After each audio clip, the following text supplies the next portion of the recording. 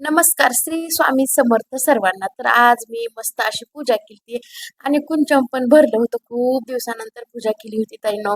काही कारणास्तव पूजाच करण्यात आली नव्हती, तर कुंचम घासून घेतलं. घट इकडनं मी नारळ काढलं, नारळातलं पाणी घटातलं पाणी बदललं, कलशाची पूजा करून घेतली, लक्ष्मी मातेला हार घातला.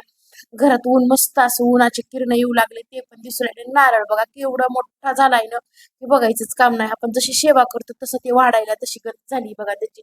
स्वामींची पण पूजा करून घेतली आणि पिवळे फुलं झाडाला आले होते, गोकर्णाचे फुलं झाडाला आले होते. एवढे मस्त आले होते ना, ते बघायचंच काम नाही. गुलाबाच्या फुलावर एक एक वरी गोकर्णाचं फुल ठेवलं, एवढं शोभून दिसू लागलं मंदिर. दृष्ट लागण्यासारखी माझी पूजा झाली होती. पूजा वगैरे करून घेतली, आंघोळ तर सकाळीच झालेली होती. लेकरं घरी होते, संडे होतात, म्हणलं चला रविवारी काहीतरी स्पेशल करावं म्हणून मी करत होते बघा ढोकळा. ढोकळ्यासाठी लागणार आपलं घरगुती साहित्य काहीच नाहीये दुसरं. दीड फुलपात्र बेसनचं पीठ, त्याच्यात एक 2 चमचे आपला रवा टाकायचा. मस्त असा जे उपमेला रवा घेतो तेच 2 ते 3 चमचे रवा असं मिक्स करून घ्यायचं. दीड फुलपात्राला लक्षात ठेवा ताई. आणि 1 ते 1.5 चमचा आपलं हे लिंबू सत्व. लिंबू सत्वच घालते बघा मी. धने आहे, काळा धना आहे बघा ते. तुम्हाला वाटेल काय ते धना आहे, तर ते काढून टाकलं. आणि 1 चमचा अजून वरी थोडं लागल तर 1 ते 1.5 चमचा छोटा चमचा आहे. मोठा असेल तर फुल एक जरी घातला तरी पण चालते. तेल मीठ सगळं साखर वगैरे सगळं सगळं घालून घ्यायचं. व्यवस्थित फेटताना मात्र एकाच साईडनं फेटायचं ताई. जिकडून उजव्याकडून फेटायला तर उजवीकडून, डावीकडून फेटायला तर डावीकडूनच फेटा शेवटपर्यंत.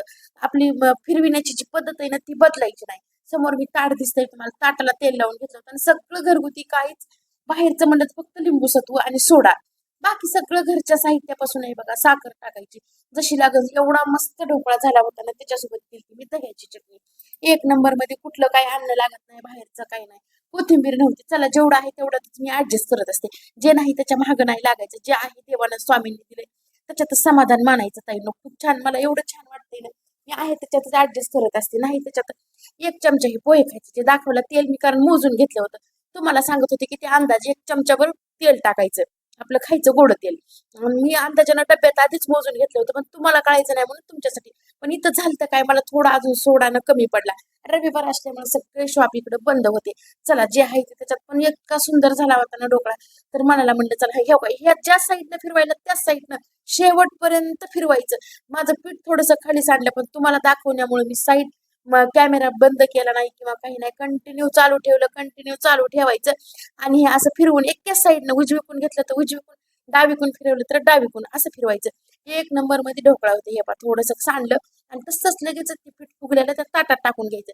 इकडे मी कढई ठेवली होती गरम करायला. थोडीशी अगोदरच पाणी ठेवायचं कढईत गरम करायला ताई ना, कारण ते थोडीशी हीट झाली पाहिजे त्याला. तर असं व्यवस्थित असं सगळं पीठ त्याच्यात टाकून घेतलं मस्त असं.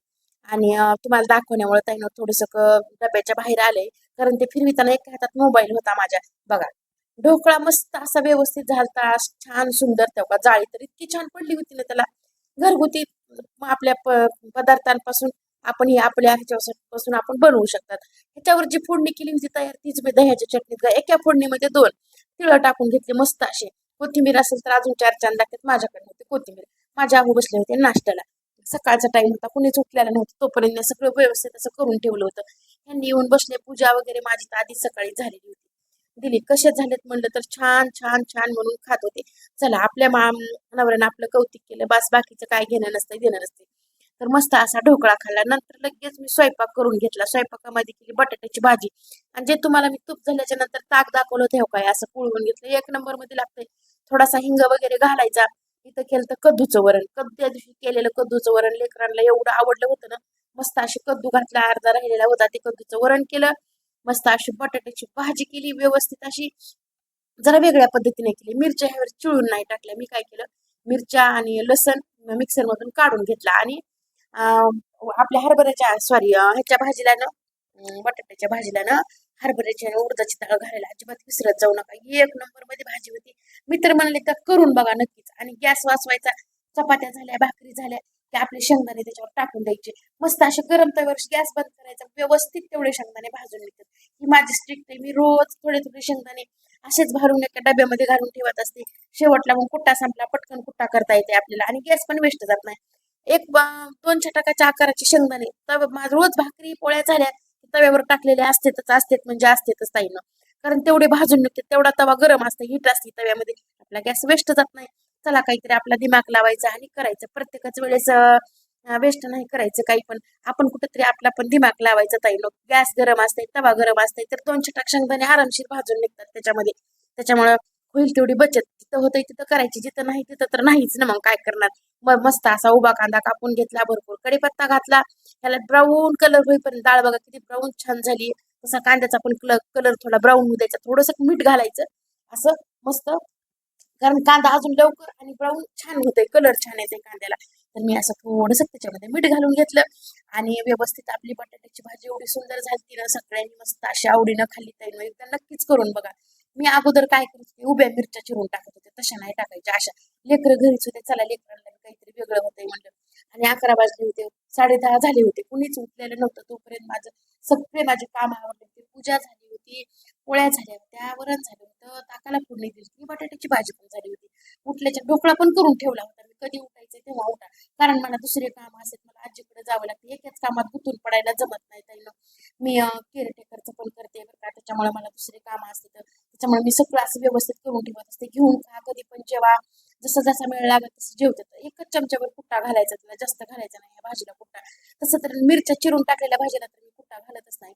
पण मिक्सरमधल्या मिरच्या होत्या म्हणून थोडासा एकच चमच्यावर कुट्टा घातला होता शेंगदाण्याचा. तर खूप सुंदर आणि मस्त अशी चमचमीत भाजी झाली होती बघा ताई. एवढी टेस्ट छान लागू लागली ना, एकदा नक्कीच करून बघा. मी तर म्हणेन. त्याच्यानंतर इथं हैदराबादचं फेमस असं फेस्टिवल आहे. फेस्टिवल काय तर बोनालू म्हणतात. तर लेकरांना चला म्हणलं, कुणी चाललं नाही. आम्ही दोघं गेलो. 7:30 वाजले होते. इतका मस्त कार्यक्रम होता ताई. आमच्या गल्लीतच होता समोर. तुम्हाला मी पुढे शेअर करते बघा. डोक्यावरती घागरी छोट्या छोट्या घेऊन बाया टिपऱ्या खेळू लागल्या. इतक्या मस्त ना की म्हणजे बघतच राहावं असं वाटत होतं. तुम्हाला मी पुढे दाखवते तेव्हा.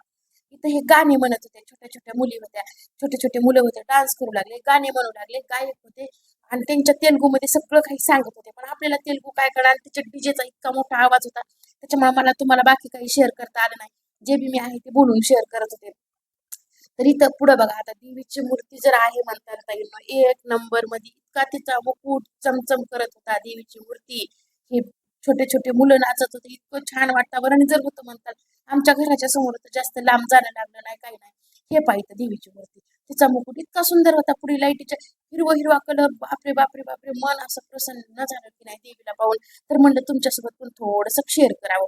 नंतर लाईट लावल्याच्या नंतर अजून तिचा देवीचा मुकुट जे आहे ना, ते इतका चमकत होता ना.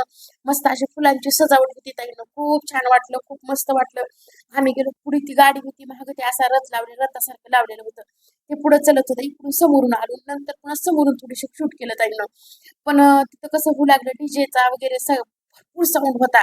जसं की मी लाईव्ह मध्ये तुम्हाला सांगते ना, तर हेच कारण आहे बघा, की लाईव्ह मध्ये मला म्यूट का करावं लागते. ते आज 15 दिवस झाले कार्यक्रम इथं चालू आहे, त्याच्यामुळे रात्रंदिवस स्पीकर चालू असते, तर म्यूट करावं लागते लाईव्ह.